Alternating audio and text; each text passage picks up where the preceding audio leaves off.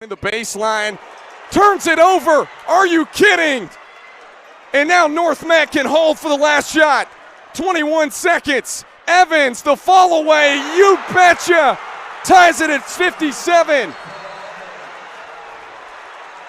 And a timeout, Grant Hodges. And I think they're going to have to put some more time back on the clock. I don't think the clock operator stopped it on the whistle. It was pretty loud in here. He might not have heard it. Look at the All-American taking this game into his own hands. Wow. Terrific shot. Isaiah Evans has hit big shot after big shot in his entire high school career. John mentioned a McDonald's All-American, a top 20 player in the country, who's heading to play for John Shire and the Duke Blue Devils next year. And what did we talk about? You got to get the ball inbounds first.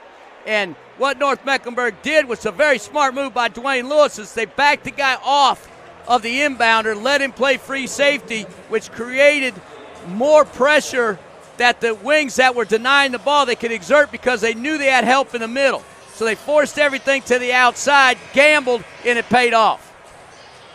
And Lake Norman will get it sideline out of bounds. And this is not an easy place to get the ball in. We used to run a play, Kendall, where we would flash the guy to the ball, and then we would release everybody up the sidelines, so at least you had an angle to get the ball in without it being intercepted. They get it to Josh Yates. 8 seconds, tied at 57. Arnold, the sophomore. Arnold trying to take it in, knocked out of his hands with 1.8. And you still got to catch and shoot at 1.8.